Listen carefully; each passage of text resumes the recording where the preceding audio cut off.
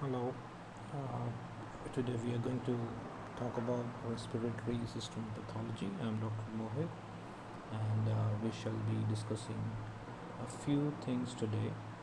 We shall begin with the anatomy of the respiratory system. As we all know that it starts with the bronchus, and the bronchus divides into a pre-terminal bronchiole, which further divides into a terminal bronchiole, which then further divides into a respiratory bronchiole. Then they can finally divide into alveolar duct and into the alveoli. This is how it actually looks like. You can see here this, I'm sorry, you can see here right over here, this part is the segmental bronchus. This is the large segmental bronchi. This is the, then it goes into a small segmental bronchi, and finally you get what you get here is a bronchiole. And if you look very carefully, this part is devoid of cartilage, whereas this part has a lot of cartilage. Other histological feature which differentiates a bronchi from a bronchiole is lack of submucosal glands. Yes, right. So these submucosal glands are missing after the bronchi, and this bronchi further divides into a terminal bronchiole which has a respiratory bronchiole, and finally they get divided into these smaller air holes which are called as alveolar sacs and alveoli. The concept of what is an acini and what is a lobule is very important over here, because this concept is important as we are going to discuss about emphysema in the next presentation. So this acini basically is nothing but a respiratory bronchiole along with the alveolar duct and the alveoli. So when you have these three components, which is well, let's write it over here. You have a respiratory bronchiole, plus you have the alveolar ducts, plus the alveolar sac, the exact final uh, thing where the gas diffusion actually keeps. So this whole thing is equal to one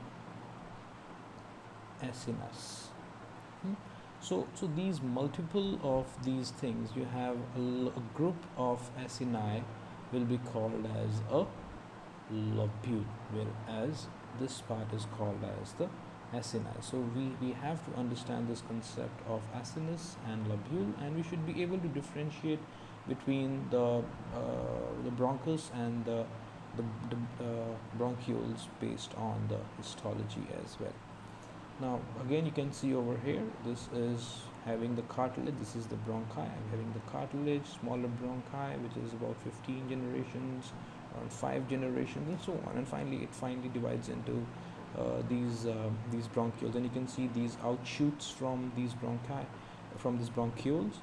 You have the terminal bronchiole, you have the respiratory bronchiole, and you have the alveolar ducts, and finally you have these alveoli. So this part is the acinus, right? So these are the small alveolar spaces which are separated from each other with the help of this interstitial space, and this interstitial space mainly consists of the main component. Yes, the main component would be elastin. Yes, because the lungs have to recoil after every inspiration and expiration. The lungs are supposed to recoil. So we have to have this area should have elastic fibers. Along with that, they also have some mast cells. They have capillaries, of course. They have capillaries where the gas exchange actually occurs, which we shall be discussing in a short while. So here we have the respiratory bronchiole, the alveolar ducts, and this acina. Why am I laying so much of stress on this acinus and this part? Is because in emphysema we are going to discuss this thing again. So I would like you to understand this concept of a acinus and a lobule. So this part is an acinus, and if you include the terminal bronchiole, because many such acini which include respiratory bronchiole, so if we include the terminal bronchiole, this whole thing is called as a lobule, which is present over here.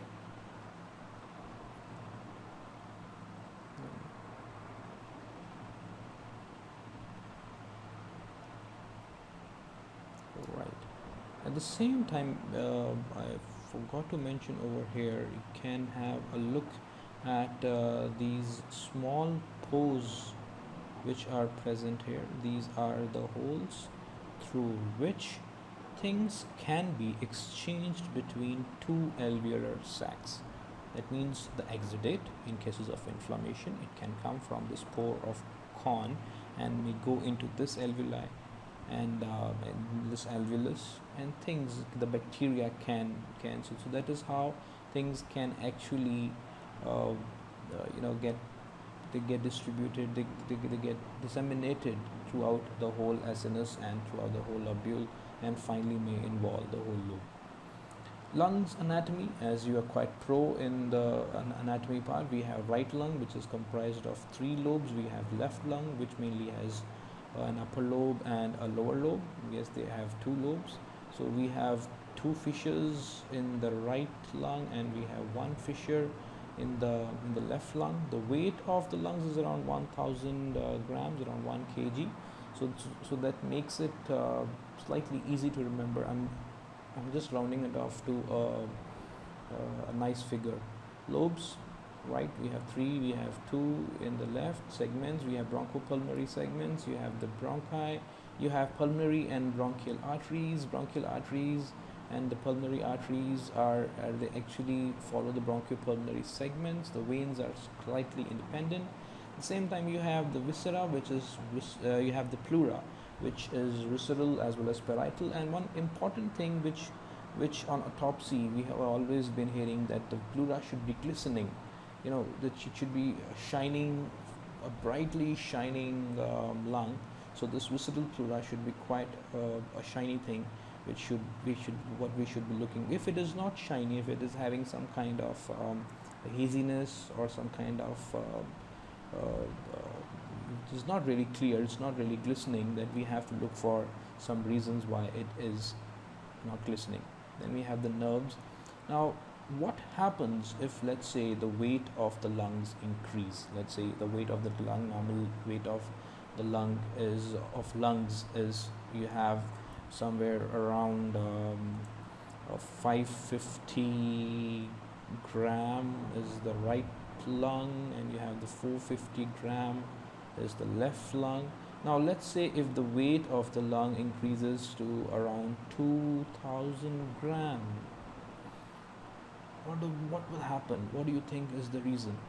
The reason is there is decrease in the air and increase in something which has come from outside, right? It can be exudates, it can be water which is present inside the lungs. So these things will make the lungs heavy. Now, if the air is being replaced by the exudates, that means the lungs will not have that sponginess anymore. So if you press this lung, if you palpate this lung on autopsy, that bubbly feeling of the air passing through some substance will not be there. That means the crepitance will go down. And if crepitance goes down, what will happen? Crepitance, that means the crepitance is no more air is there. So that means the crepitance goes down, the lung has reached a phase of solidification, and the technical term which we use for solidification is actually called as consolidation. Consolidation. We will be seeing that in a short while. So this crepitance, if it goes down, that means instead of air you have something else in the lungs, So that means lungs air spaces have been replaced by exudates or something else, which have, it's something just solid basically, not water, because if it is water, the things, it will be heavy, but it will not be crepitant of course anymore.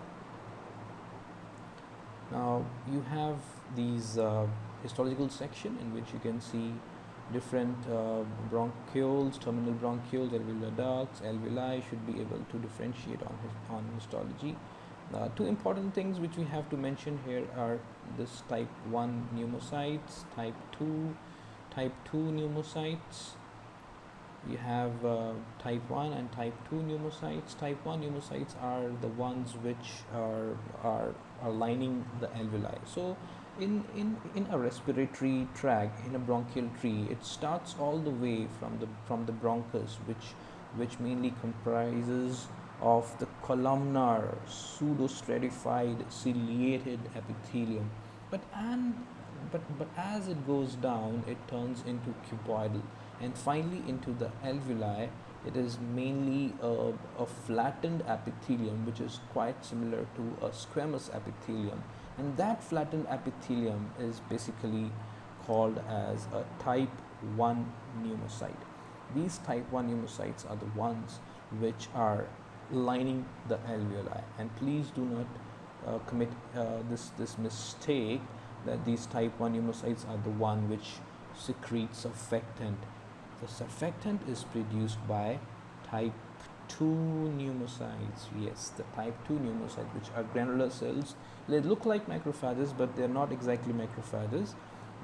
They are not at all macrophages. We have another macrophages which are called as alveolar macrophages anyways inside the lung. So these type 2 pneumocytes are the ones which produce surfactant, which keeps the lungs open, which keeps the alveoli open. So they have the function of providing a surface tension. And these alveolar spaces, the space between the two alveoli called as the interstitial space, contains the capillaries, and the place between the capillaries and an epithelium basically is the interface where gas diffusion actually occurs. The oxygen comes into the blood and the carbon dioxide is removed from the blood. A deoxygenated blood which has come all the way from the right heart will now be oxygenated with the help of these alveoli, which will oxygenate the blood present in these small capillaries. So you should be able to recall that the histology of the respiratory tract starts all the way from the columnar, reaches to cuboidal, and finally you have this type 1 and type 2. Here we have that type 1 epithelium, this is the alveolar space. You can see here this is a granular cell which looks quite similar to an alveolar macrophage, but no, it's not a macrophage. It is basically a type 2 epithelium, a granular cytoplasm, large nucleus. They have villi over their surface, which increases its surface area. And you have here on the left side of the screen, you have this capillary lumen, which is of course lined by endothelium. All the blood vessels are lined by endothelium. So you have one layer of endothelium, you have type 1 epithelium, and this is the interstitial tissue, right? This is the interstitial tissue where you will have elastic fibers, collagen fibers, fibroblasts, you have mast cells, you have all sorts of things into this interstitial space, right? So the interface between the type 1 epithelium and the endothelium is this, right? So this is the part where actually the gas exchange occurs, right? So you have this cell, this is the alveolus, this is capillary, this is endothelium, and you can see here this is the area which is the basement membrane. So this is basically the area where the gas exchange will actually occur during respiration.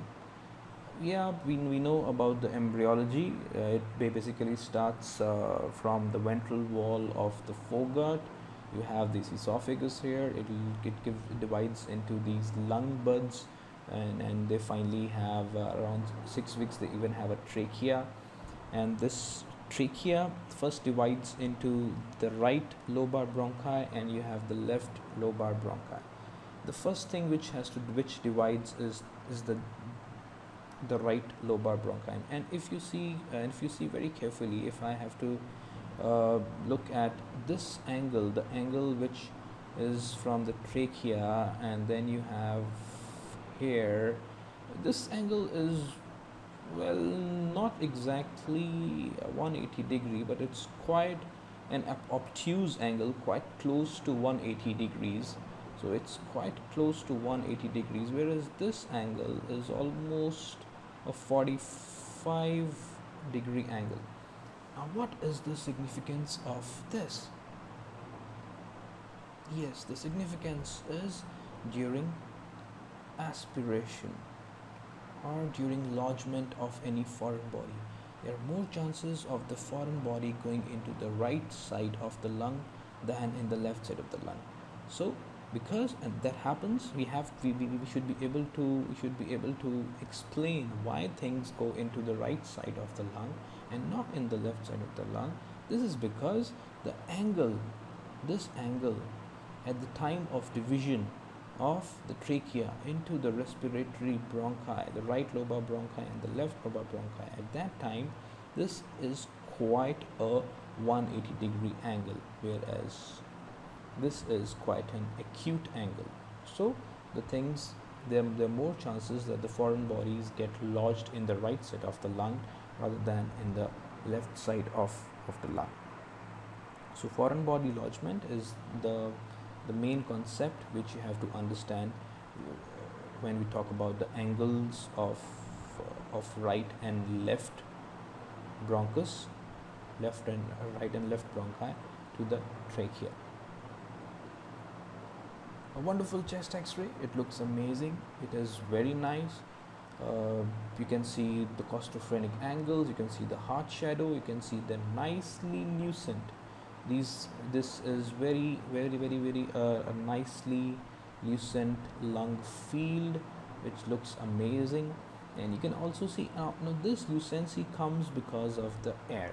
Now if the amount of air in the lungs go down, and when can that happen?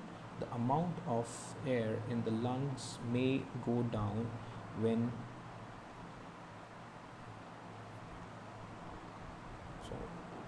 the amount of air in the lungs go down. Alright, this is a nice chest x-ray. You can see the costophrenic angle, you can see the lung fields are quite black, and these airfields these airfields are quite black because of presence of the air. So that means this is lucency. We have to talk about lucency. Now if the crepitance, let's say, goes down, that means the amount of air in the lung goes down. What will happen to the lucency? Yes, definitely lucency will also go down, and that particular area where the crepitance has gone down, lucency has gone down, will be whitish in color, will have these white patches wherever you have you have solidification or consolidation. So if you do percussion on that particular area, it will be less crepitant. If you take an x-ray, it will be less lucent. Now that happens because of lack of air in that particular area. Now this concept is important when we have to discuss about the inflammations and infections of the lungs, mainly the pneumonias. So in those conditions we will see that how crepitance and lucency of the lung is affected. Plus you can see these white marks. Can you see these white lines which are present everywhere? Yeah, these fine white lines are basically the blood vessels, so which contain the blood. So if anything you see here, don't get scared. Why do you have these whitish worm-like lines? They are basically because of the blood vessels. Yes, right. Now it's easy to divide the lung diseases into three major types, since we have three major areas inside the lung. So it's quite easy to divide them into three major areas. You have the diseases which affect the airways, you have the diseases which affect the interstitial space. All these are those diseases in which you can see we're talking about all those restrictive lung diseases which will affect the interstitium. We will talking about the diseases which affect the blood vessels. It can be a pulmonary thrombus, a pulmonary embolism, pulmonary infarction, pulmonary hypertension. All the diseases will be affecting the blood vessels, and and then we have a major category of the diseases which will affect the airways. Of course, this is and these diseases are called as the obstructive lung diseases, and they have this chronic bronchitis, emphysema, bronchiectasis, asthma, and under its category, right? So we'll be talking about all these diseases in our other presentations. So we have diseases which affect the airways, we have diseases which affect the interstitium, and finally we have the diseases which may affect the blood vessels. Now we shall be covering these four major topics. We'll be talking about the pulmonary infections, which is the major thing which we'll be discussing today. We'll be talking about restrictive and obstructive lung diseases. We have to differentiate between the restrictive and obstructive lung diseases, which is an important thing to understand. It has a very deep concept which we have to understand. Then we'll be discussing pathology of the pulmonary tuberculosis, and finally we'll be talking about a huge list of neoplasias of the lung. We shall be talking about that soon. Now coming to pulmonary infections, we have a huge list over here. So this list seems quite a short one, but when we talk about the pneumonia syndromes, we have lobar pneumonia, bronchopneumonia, we have pneumonias in the immunocompromised host. We'll be talking about lung abscess and tuberculosis. Now, pneumonia, as the word says, it may be confused with the term pneumonitis, which actually mean we have always learnt in a foundation block in general pathology that anything which is suffixed by itis is inflammation of that particular area. So in pneumonia or in pneumonitis, it is mainly the inflammation of the lungs, but the term is not commonly used. The main term which is used is pneumonia. So any infection of the lung which leads to inflammation of the lung is called as pneumonia, and it is quite obvious because our lungs are actually exposed to litters of contaminated air which is around us. Everything is contaminated around us. It can be pollution or all these bacteria, the viruses, all microorganisms are around us. So we are quite in a risky environment as far as lung infections are concerned. At the same time, we have a lot of nasopharyngeal flora around. All sorts of bacteria are present in the nasopharyngeal flora, and we tend to aspirate that flora into our lungs. So then why don't we fall sick? We don't fall sick because of a nice host defense mechanism, which we have, right? So these defense mechanisms can be something which is quite mechanical, or something which is related to your adaptive or your innate immunity.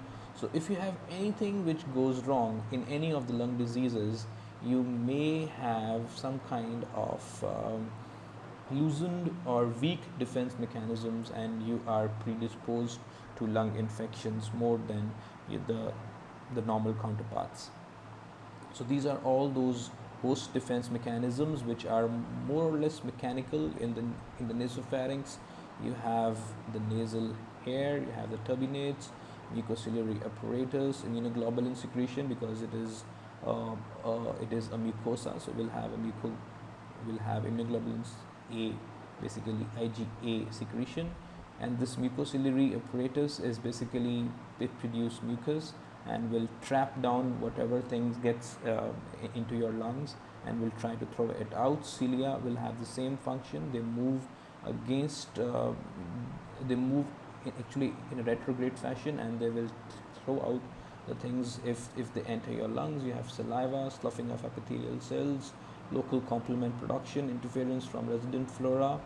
You have cough, you have the epiglottic or the gag reflexes, the sharp angle branching of airways, right? So this is again an important defense mechanism. Of course, we have mucociliary apparatus, IgM, IgG, IgA, which is being produced. In the lower respiratory tract, you have alveolar lining fluid, you have surfactant, Ig, immunoglobulins, complements, fibronectin, you have cytokines, you have, of course, alveolar macrophages, which will take care of the lungs right deep down into the alveoli. You have polymorphonucleoleucocytes, which will be present into the interstitial space, and plus you have the cell-mediated immunity, because the cells will be taking care of your immunity. So whenever somebody has some kind of problem in relation to loss of cough reflex, in relation to diminished mucin or ciliary function, there are so many genetic conditions in which you may have diminished mucin or diminished ciliary function. One of the example of diminished ciliary function is Cartagener's syndrome. It's called as Cartagener's or Cartagener's. I'm not sure about the pronunciation. It's called as a Cartagener syndrome, in which the patient has lack of mucociliary function.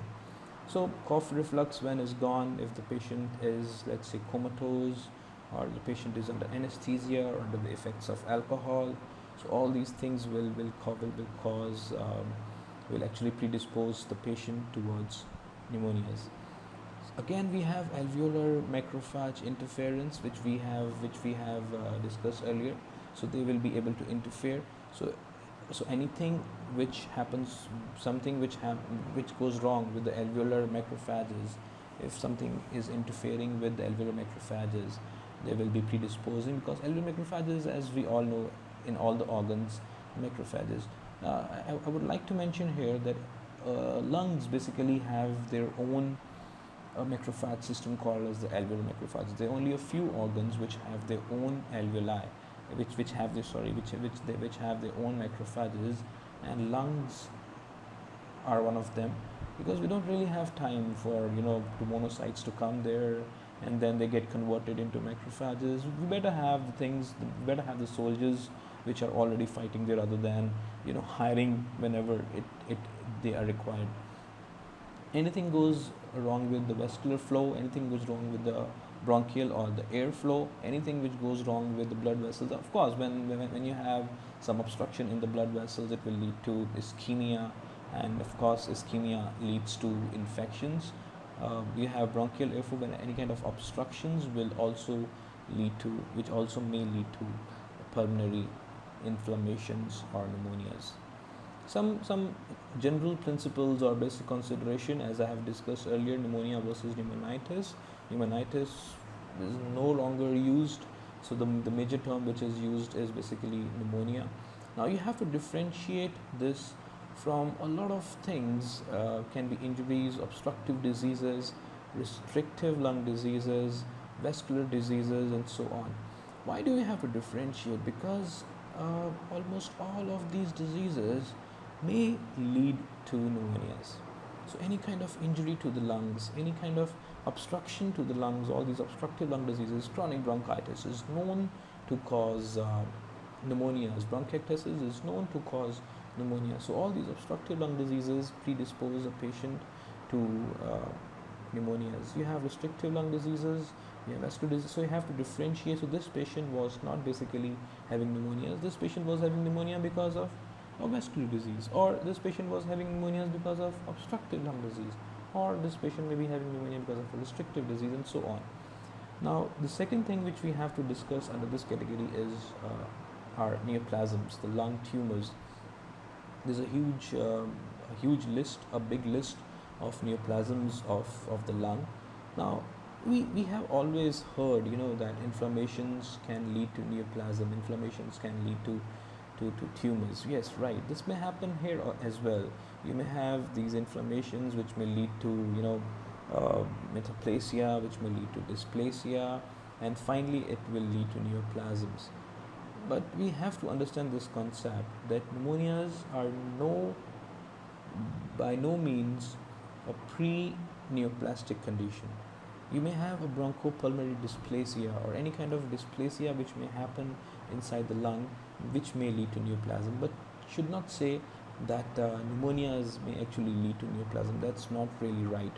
Right. At the same time, there's one important thing here. Neoplasms, can they lead to pneumonias?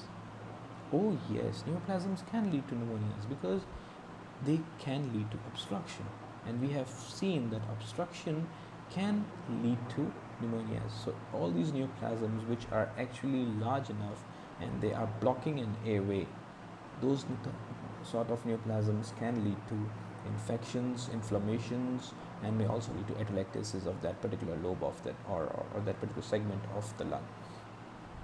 Another important concept which we have to differentiate is between the lobar and the bronchopneumonia. As the name suggests, lobar, that means whole of the lobe will be involved, whereas bronchopneumonias are the one in which not the whole lobe, but it will be like focally, that it will be involving all of the lobes, or it may involve whole of the lung in a very uh, how in a spotted fashion. It's not a diffuse thing, but it's a very focal thing which is going to happen in bronchopneumonias. We shall be seeing the diagram soon, and you'll be able to understand what is the difference between lobar, or maybe I can just draw it over here and can. So if let's say this is lung and this is another lung, so if we have these lobes, so if this pneumonia is affecting one whole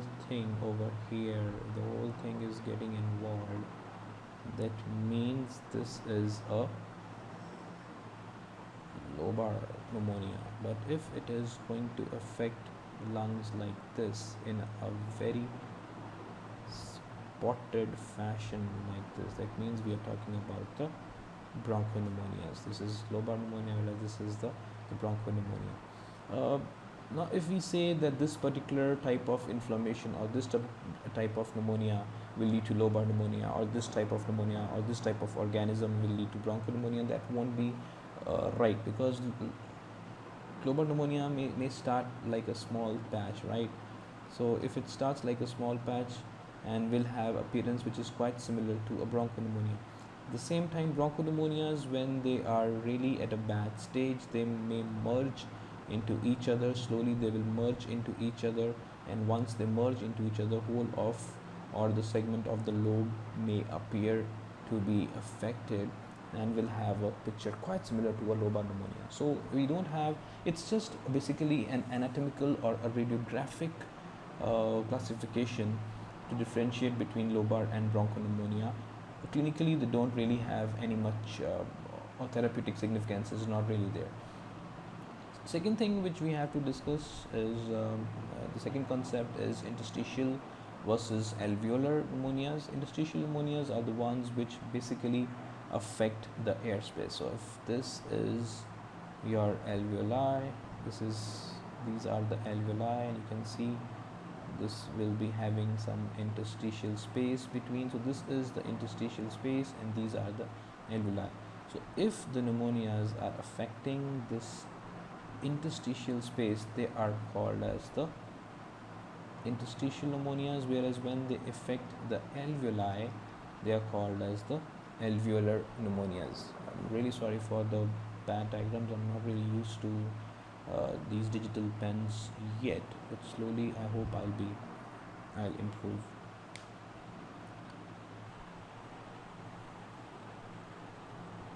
So interstitial pneumonias are the ones which will be affecting the interstitial space, whereas the alveolar pneumonias will be affecting the alveolar space.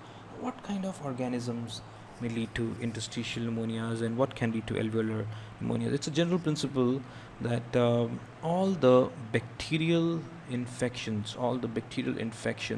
will be basically alveolar, whereas all the viral and the atypical infections will be interstitial. That means the community acquired pneumonias will be alveolar, whereas atypical pneumonias, viral pneumonias are the ones which will be affecting the interstitial space more than the alveoli. So we have to distinguish, okay, if we see a pneumonia which is mainly affecting the interstitial space, the first thing which should come to our mind is a virus or an atypical pneumonia. But when we say the exudate is present inside the alveoli, you see a lot of neutrophils, you see a lot of things which are present inside the alveoli, whereas interstitium is relatively spared. We have to think of community-acquired pneumonias. Having said that, we should be able to distinguish between the community-acquired and the nosocomial pneumonias. Community-acquired pneumonias are the ones which you actually get on the road when you are in the community, as the name says, so they are the ones which are basically affecting you when you are outside a hospital, whereas those type of pneumonias which affect a person when the person is admitted into a hospital is called as a hospital acquired or a nosocomial pneumonia. Why is it called as a noso? It has nothing to do with nose. I'm sure it is just because I have no idea why it's called as a nosocomial and why is it related to hospital acquired infection. But anyways, so we have community acquired pneumonias. So those type of pneumonias which are present, which you may get in the community, which you may get on the road, are called as the community acquired pneumonias, whereas the ones which you get in the hospital are called as the nosocomial pneumonias. Etiological agents, the host immunity, they should have a balance. Whenever the balance goes down, when they get strong, they get weak. When agents go strong, immunity goes weak, or any of these or both of these things happen, the patient will be predisposed to pneumonias. Two presenting symptoms, very simple. What would they be?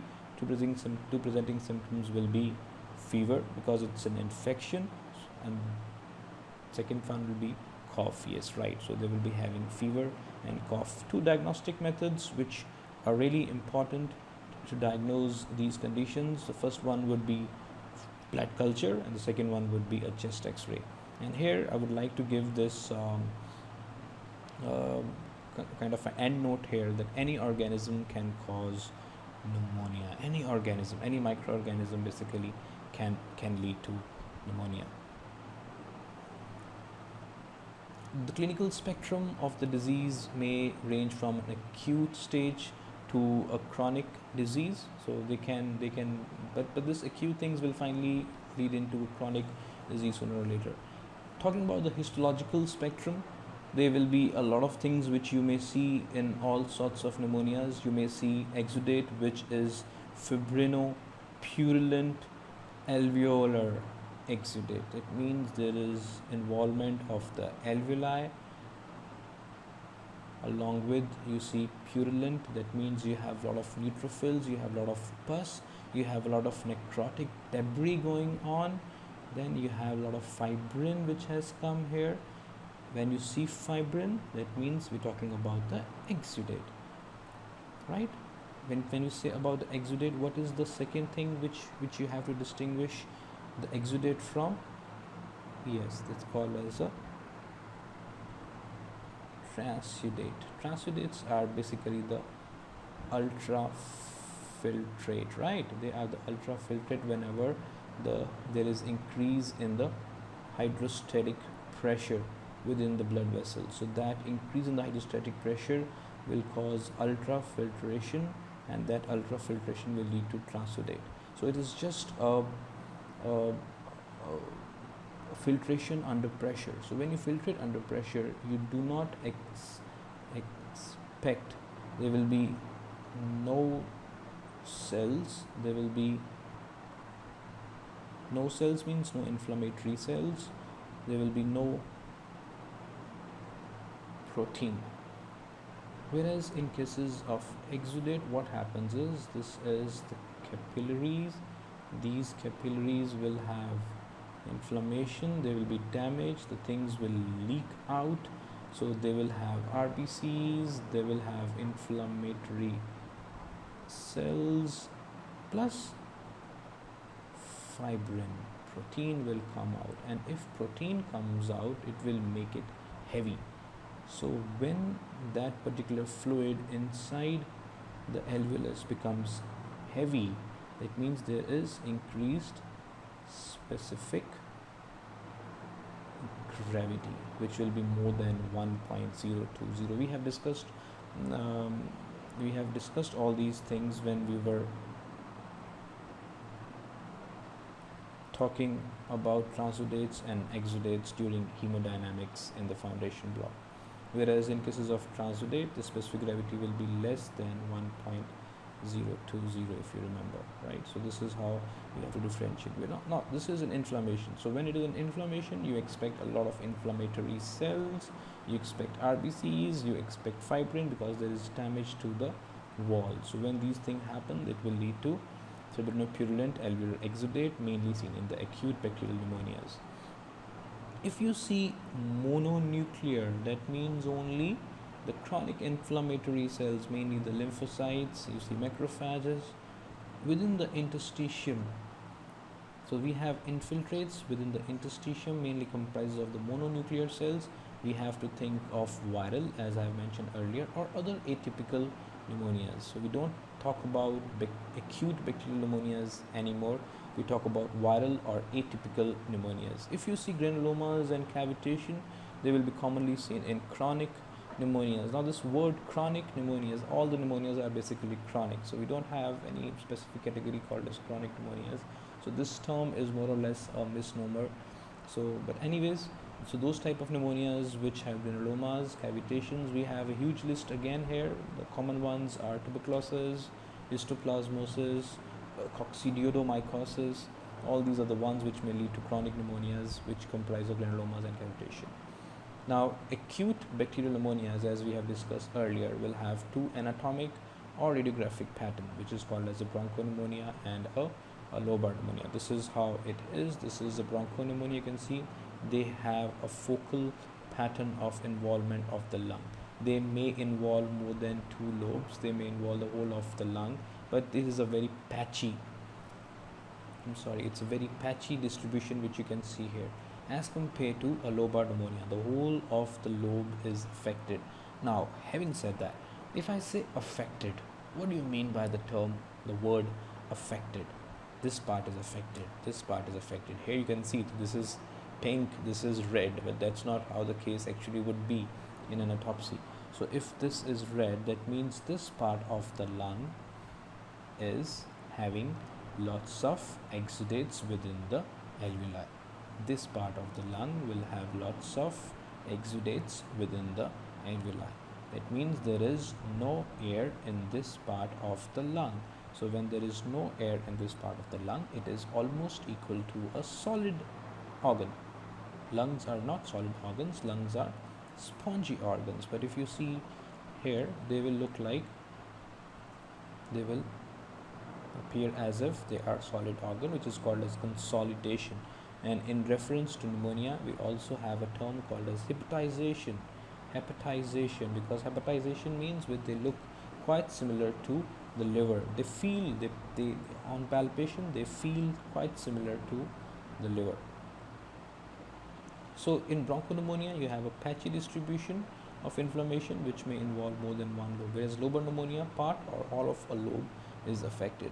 We have a friend called as Streptococcus pneumonia who lives in your mouth as well. More than 20% of your oral flora comprises of Strep pneumoniae, Streptococcus pneumonia, which is a gram-positive diplococci, right? So this bacteria is present, is very commonly present everywhere, and it is the one which causes more than 90% of the lobar pneumonia. So if you have to make a movie on lobar pneumonias, so which hero will you cast? You will cast Streptococcus pneumoniae. That's the hero. And so we have given them a degree. We have given them a degree called as pneumonia, because they are so much expert in causing pneumonia. So we have given them a degree called as Streptococcus pneumonia.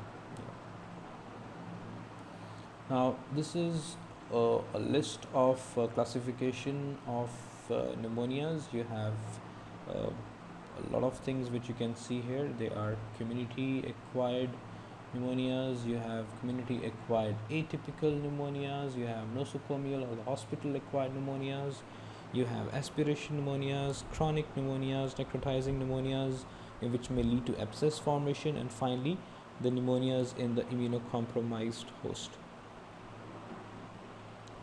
right? So these are different types of pneumonias. We'll be talking about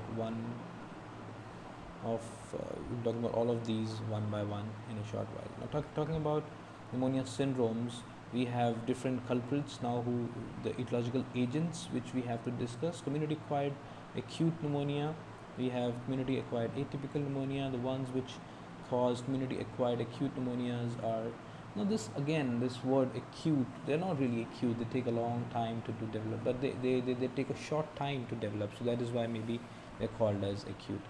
So you have Streptococcus pneumonia, as we have discussed, which causes more than 90% of the lobar pneumonia. You have Haemophilus influenza, you have Moraxella catarrhalis, Staphylococcus aureus. They go together. Strep and Staphylo, they almost go together. Staphylococcus aureus is if it is just a community-acquired pneumonia, but if it is a methicillin-resistant Staph aureus, or MRSA or MRSA, then it is more likely to be a hospital-acquired infection, and that may have a worse prognosis than just a simple Staphylococcus aureus. Then there is something called as a Legionella pneumophila, which once caused an epidemic of pneumonias at Legionnaire's Convention. So this type of pneumonia is spread by droplets. There was something went wrong in the ventilation, and a few people died even in that convention called as Legionnaire's Convention. So hence the name Legionella pneumophila. Haemophilus influenza is the type of bacteria which will cause pneumonias in young children less than 2 years. So whenever you have a pediatric patient less than 2 year comes to you with symptoms of pneumonia, then you may have to think of H. influenzae as the first etiological agent. Plus these bacteria can also lead to meningitis. They may also lead to otitis media. They also lead to osteomyelitis in young children. Moraxella catarrhalis is again one of the bacteria which can be seen in patients suffering from chronic obstructive pulmonary diseases. And then we have a species called as Enterobacteriaceae species. We have Klebsiella, you have Pseudomonas species. Klebsiella pneumonia is commonly seen in those patients who are alcoholics, who are debilitated, who are malnourished. So if these words come, you have to think of Klebsiella. Pseudomonas is the one which is commonly seen in patients suffering from cystic fibrosis, which is a genetic disorder, again affecting the lung as well. So these patients are more prone to Pseudomonas species. Pseudomonas. Plus, if you see some kind of a greenish pus or a greenish exudate, you have to again think of Pseudomonas. So the things which can be closely related to Pseudomonas are cystic fibrosis and green pus. In Klebsiella, alcoholics, malnourished, debilitated people. Legionella, epidemics, air droplet spread. Staph aureus and Streptococcus pneumoniae, they go together. H. influenza in young children. Moraxella in patients suffering from other disorders like COPD and so on. Next, talking about community acquired atypical pneumonia. Again, we have one more bacteria called as Mycoplasma. Again, we give them a name called as we give them a suffix pneumonia. That means again this is one which is the most important culprit in this category. You have Chlamydia species, you have Coxiella buntai, and then you have all these viruses. Now remember, atypical pneumonias are those types of pneumonias which will cause what type of exudates?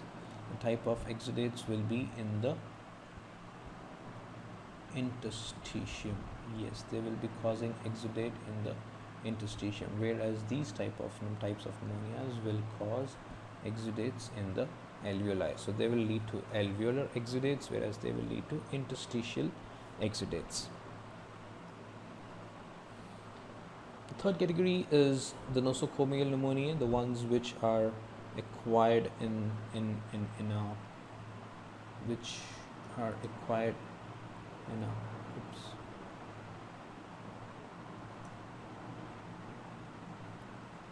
hospital setting. It means the patient is already having some problem, and the problem is further complicated by nosocomial pneumonia. So we have a few species here, plus we have this methicillin resistant Staph aureus, also called as MR. What's happening? MRSA, methicillin resistant Staph aureus. Another type of pneumonia, the fourth type of pneumonia, is called as the aspiration pneumonia, which is seen in those patients who cannot really have a gag reflex, they cannot really cough, the ones who are in coma under effect of alcohol, under the effect of anesthesia, and so on. So these are the ones which will be aspirating the gastric contents, and when they aspirate the gastric contents, it will lead to infection of anaerobic as well as aerobic bacteria. At the same time, you will also be seeing, if you take a histological section, you will also be seeing the gastric contents. You may see some vegetative material in the histological section of the patient suffering from aspiration pneumonia. Now we have chronic pneumonia, which may be caused by nocardia, actinomyces, or which may lead to granulomatous inflammation. For example, that the chief here is the Mycobacterium tuberculosis, coccidioidomycosis, histoplasmosis. Infections, lung infections, which may lead to necrotizing pneumonia, and finally lung abscesses. The main culprits are all anaerobic bacteria. You also have Staph aureus, Klebsiella pneumoniae, Streptococcus pyogenes, types of pneumococcus, and so on, which may also lead to lung abscesses. Pneumonias in the immunocompromised host, the last category, is caused by relatively usual bacteria, unusual bacteria, causing which may lead to disease. So all those usual bacteria, viral, fungal organisms which are present around you may lead to pneumonias in the immunocompromised host. Again, so we have Streptococcus pneumoniae, Haemophilus influenza, also called as H flu, Moraxella catarrhalis, Staphylococcus aureus, Klebsiella, Pseudomonas, and finally Legionella pneumophila.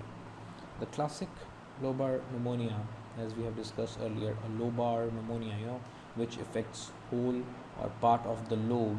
The lobar pneumonia, if you have to make a movie, we have to cast one hero called as Streptococcus pneumoniae. Yes, so they are the one which cause classic lobar pneumonia. But as I told you earlier, remember, as I said, that it's very difficult to differentiate sometimes. We cannot say that this bacteria is the one which is always going to cause lobar pneumonia, or this bacteria will always lead to bronchopneumonia. So Streptococcus can lead to lobar pneumonia, at the same time can also lead to bronchopneumonia. It is one of the normal flora in our nasopharyngeal cavity. Around 20% of the adults will have this, as only 20% of the patients or victims will have a positive blood cultures. Penicillins are almost always curative, and vaccines, we have the vaccines for the Streptococcus. They take the capsular antigen and they prepare vaccines out of it. So and these are almost always 100% preventive. If you talk about children, as I said earlier, if they're less than 2 years, the main culprit will be Haemophilus pneumoniae. They may present with otitis media, upper respiratory tract infection, meningitis, cellulitis, osteomyelitis. So pneumonia in children which who are less than 2 years is considered by H-fluenza until proven otherwise. This is one of the most common pneumonia seen in adults who are suffering from COPD, and we have a wonder drug called as Bactrim, which is a combination of trimethoprim and sulfamethoxazole, which is one of the most common and quite a successful treatment of H flu pneumonia or Haemophilus influenza pneumonia.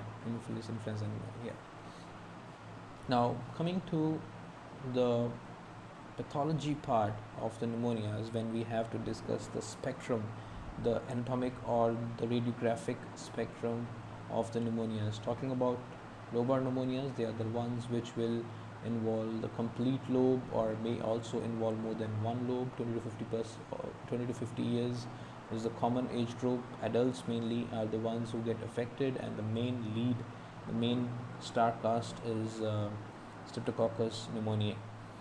Uh, they have been classically divided into four stages. The pathology of lobar pneumonia has been classically divided into four stages. We have stages called as congestion, red hepatization, gray hepatization, and finally leads to resolution. So these stages are no longer seen so often because of advent of a good antibiotic therapy, good diagnostic modalities, and all these things have really helped us to curb these stages, and we don't really have these stages anymore, but it is an important thing to discuss when we talk about pathology. So these four stages of congestion, red hepatization, gray hepatization, resolution are the ones which we should be discussing now.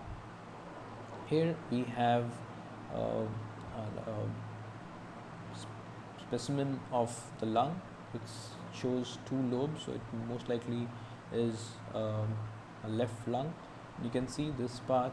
So which part is the one which is having consolidation or is involved? Yes, the lower part is the one which is having consolidation, because upper part you can see is still spongy, it's still glistening. You can see it's quite shiny over here, whereas this part is very dull, it's no more shining at all.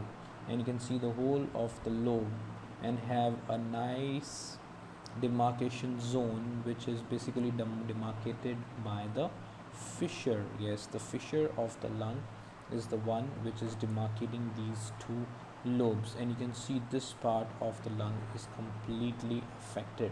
Affected means the alveoli are occupied by the exudates. They will have less crepitance, they will have less lucency. So if you take an x-ray, this part will appear quite white on an anterior posterior view of a chest x-ray. So congestion starts within 1 to 2 days. Congestion, as we have understood earlier, congestion means increased amount of blood in that particular area. So when there is congestion which starts in 1 to 2 days, the affected lobe will definitely be heavy. You have more blood, you will have more water which is going through that. So the affected lobe will be heavy, will be red and boggy. Boggy. How do I explain what boggy is? Boggy is when you fill a balloon with water, half fill it, it's not completely full, it's not so tense from the outside, so you have a boggy feeling of that particular balloon which is half full of water. The vessels will be congested. You will see the proteinaceous fluid present in the alveoli. From where does this proteinaceous fluid come? This proteinaceous fluid definitely comes from the capillaries, right? The capillaries which are present in the interstitial space of the alveoli. This proteinaceous fluid will leak out.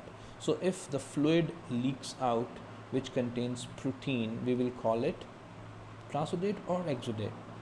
Yes, we will be calling it exudate, right? We will be calling it exudate because the amount of protein will be high, it will be heavy, it will also have neutrophils, it will have bacteria. So this description is quite close to an exudate. So you will mainly see the exudate within the alveoli. So the normal air within the alveoli is replaced by the exudate. So if we see it broadly, all these small alveoli are now being filled by these things.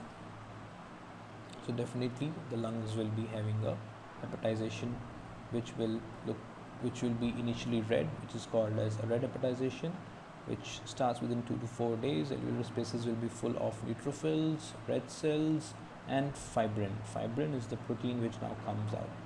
The third stage is the stage of gray hepatization. Slowly these RBCs will be ingested by the macrophages. So these macrophages will remove the RBCs, they will remove the neutrophils, and finally you are just left with a fibrinosuppurative exudate inside the alveoli without red blood cells. So you have the same thing, the only thing which is missing here are the red cells. So you have a stage of it's called as stage of gray hepatization, and finally you have a stage of resolution. The exudates will be digested enzymatically, and finally they will be degraded into granular semi-fluid debris finally, and they will either be phagocytosed by the macrophages, they may either be coughed up, or they may get organized and stay there forever. Organization means they are healing, they have healed with formation of a scar. We'll see a diagrammatic representation of all these four stages. Stage of congestion, called as the initial phase, starts within 1 to 2 days. The lungs are enlarged, heavy. There is mild inflammation of the pleura, which is called as mild pleurisy. You may see, if you see the histological section, because of increased amount of blood inside the capillaries, there will be edema in the alveolar space, which will cause widening of the septae. You will see some polymorphonuclear leukocytes or neutrophils. You will see some RBCs. So because of increased congestion, because of inflammation, things will leak out, and those things are RBCs, those things are neutrophils, those things are the fibrin protein. So this is presence of exudate. The second stage is the stage of red hepatization, also called as early consolidation. So this part of the lung is affected. The lung is red in color. When you press it, when you palpate it, it will be quite firm, and you can see there will be presence of a serofibrinous exudate over the pleural surface. Now what has come here? You can see lots of neutrophils, you can see lots of RBCs, plus lots of fibrin strands.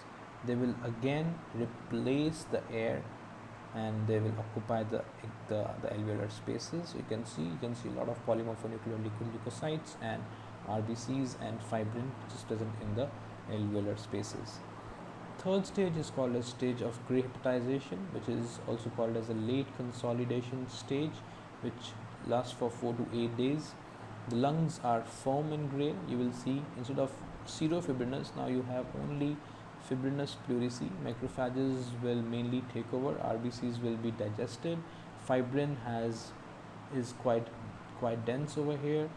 Polymorphonucleocytes are not as many as they were in the previous stage, and you can see a stage of contraction. You can see they have been contracted. There is a clear space between the exudate and the interstitium or the alveolar walls. So there is contraction because of presence of this fibrin, which has now contracted. The final stage is the stage of resolution. See, it has almost come back to normal. You will see a lot of macrophages, you will see congestion, and you will mainly see lymphocytes. So this is how congestion, this is how a resolution will look like. The things which are present in the exudates have finally been organized into either fibrosis, or they might completely be coughed out if it's not a very big area of the lung which is getting involved, or it may completely get digested with the help of enzymes present within the alveoli. Now when everything of such sort happens, of course it will lead to some kind of complication. The major complication is formation of an abscess. When the bacteria is having a high virulence, it leads to a lot of tissue destruction. It will lead to necrosis, and finally will lead to formation of an abscess. When this thing leaks into, for example, you have exudates which are present. Let's say this is the lung, this is the pleura, which is here. So this part of the lung is the one which is involved. Now this may even leak into this pleura, and when this pus, when this pus leaks into the pleura, this is called as empyema. So presence of pus within the pleural space is called as empyema. That can happen when there is extension of this particular inflammation, or this, let's say, wherever inflammation it comes into the pleural cavity, it will lead to formation of empyema, or it may lead to complete solidification of that portion of the lung because of organization, because of fibrosis.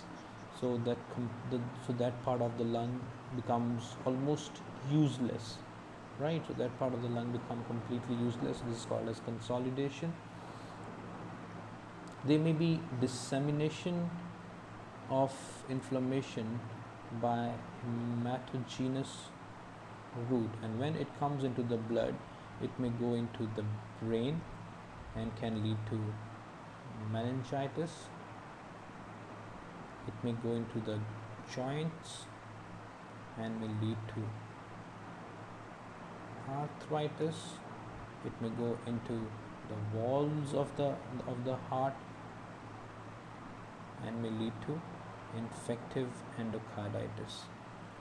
Right, so these infections may spread, and these are the complications of these infections.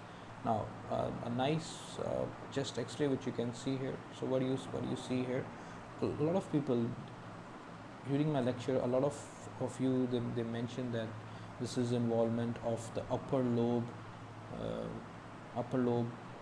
right upper lobe. We should not comment. We have always been told during our MBBS days that we should not comment on the lobe based on the X-rays until we have the 3D, because upper lobe is mainly posteriorly, right? So you cannot really see, you cannot really, it can be a middle lobe which has reached all the way till the apex. So yes, if you say this is the right upper field, the upper right field of the lung, which is having consolidation, you can see it's completely consolidated, yes, we will be very happy. So be careful when you commit the type of lobe on a chest X-ray. This is the part of the lung. You can see this part is still spongy, whereas this part of the lung shows solidification. This is completely solidified, and it is very nicely demarcated with a fine line, and that fine line is nothing but the lungs fissure. You can see histology. You can see these are the alveolar exudates, which are full of if you take a high power zoom, and you will if you zoom in, you will see a lot of neutrophils, you will see a lot of RBCs. All these red orange color things are basically RBCs. Plus you can also, but if you look very carefully, the alveolar septa are still maintained, it's still you can still see the outline, though they have been affected by the neutrophils over here. Slowly this infection may even reach into the interstitium, right? So it is not only that if it's interstitium, it means viral or atypical. If it is bacterial also, it will start in the alveoli and may finally lead to the damage of the interstitium as well, and may lead to formation of a large accumulation of neutrophils, which is called as an abscess, right? So now if you see here, what I was trying to tell you here, if you see the alveolar boundaries are still intact, that means the virulence of the bacteria is not much. The bacteria is not virulent enough to cause damage of all these septae. The septae are still intact. Yes, they are being infiltrated by the inflammatory cells or even maybe by the bacteria, but still they are intact because the virulence. If the bacteria is really virulent, if it has very high virulence, or if the host immunity is really down, it may even lead to damage to these septae. You can see a lot of neutrophils, but you can still manage to see the alveolar septae. So looking at this, we can say that the bacteria is not so virulent. You can see these diplococci, gram-positive diplococci, which are present here. These are the gram-positive diplococci which are present in the smears. Now the next anatomic classification of pneumonia is called as a bronchopneumonia, commonly seen as a terminal event in a chronic disease. Patients suffering from diabetes mellitus, hypertension, renal failure, they may suffer from bronchopneumonia. They're common in the extremes of the life, in infancy or in the old age, or they can be manifestation of a secondary infection. The inflammation spreads from the terminal bronchiole to an alveoli. This will not involve the whole lobe. This is going to have a patchy distribution, and that patchy distribution is because it is spread from the terminal bronchiole to the alveoli. So this is going to be patchy as compared to the lobar pneumonia, which is going to be a diffuse pattern. So you have patchy inflammatory consolidation. They are mainly bilateral because both of the lungs may be involved, mainly Basal, they are well developed lesions, 3 to 4 centimeters in diameter, slightly elevated. If you feel the surface of the lung, they will be slightly elevated, gray, red to yellow color. The borders and the surface of that particular area, of the involved area, will be hyperemic and will be edematous. Pleura involvement is less common. Having said that, why pleura involvement is less common? See, lobar pneumonias are going to affect this lobe or any lobe. So the whole of the lobe is involved. When whole of the lobe is involved, you cannot really expect the pleura to be spared. So pleura will be involved. Whereas in cases of these bronchopneumonias, which will have a patchy distribution, you don't really expect the involvement of the pleura. So pleura involvement is less common in bronchopneumonias. In bronchopneumonias, you have less pleural involvement. Of course, in lobar pneumonias, all the alveoli in this zone will be having exudate, whereas in this case, these particular alveoli will be having focal suppurative exudates, which will fill the bronchi, bronchioles, and even the adjacent alveolar spaces. The final resolution, the final sequel, the final thing can either resolve, they may have patchy scarring, and really they may even lead to a lung abscess. This is how you can differentiate between lobar pneumonia and bronchopneumonia. We have a lot of categories under which we can easily differentiate between lobar pneumonias and the bronchopneumonias. You can go through the list. Viral pneumonias, if you can see here, it mainly affects the interstitium, whereas bacterial pneumonias are the ones which will mainly affect the alveoli. So if we are talking about interstitial pneumonias, it means we are talking about either viral or the atypical pneumonias, which is mainly caused by Mycoplasma pneumoniae. We'll be discussing that too. I want to tell you here that all interstitial pneumonias are either viral or atypical, right? So all atypical pneumonias will be, of course, again be caused by viruses, and they will mainly be affecting the interstitium, whereas bacterial pneumonias will mainly be affecting the alveolar zones. Aspiration pneumonias will be seen in those patients who are unconscious, the patients who are on a prolonged bed rest, patients who have lack of ability to swallow or have a weakened or absence of a gag reflex. So they are usually caused by aspiration of the gastric content. So if you happen to see biopsy of a patient suffering from aspiration, or autopsy patient who has died of aspiration pneumonias, you will also be able to find some vegetative material will be seen in the biopsy. They mainly affect the posterior lobes. Why posterior lobes? Because they are gravity dependent. But no, gravity dependent, it should be the basal lobes. Why posterior lobes? Posterior lobes, because the patient is most likely lying down. The patient is bedridden. So these bedridden patients, the basal areas will not be gravity dependent. The gravity dependent areas will be the posterior lobes. Posterior lobes are the ones which will be gravity dependent in these patients. So the most commonly they will be involving the posterior lobes, especially the superior segments of the lower lobes. These are the segments which will mainly be affected if a patient aspirates something from the gastric content, and they will often lead to abscess. This huge abscess, which is the font is really big because the abscess may really be bad. You can see here this patient, you can see involvement of the lung, you can see consolidation over this zone, plus at the same time you can also see some patchy areas of consolidation here and there, and you can see a lot of EKJ wires. That means this patient was lying down, the patient is terminally ill or whatever.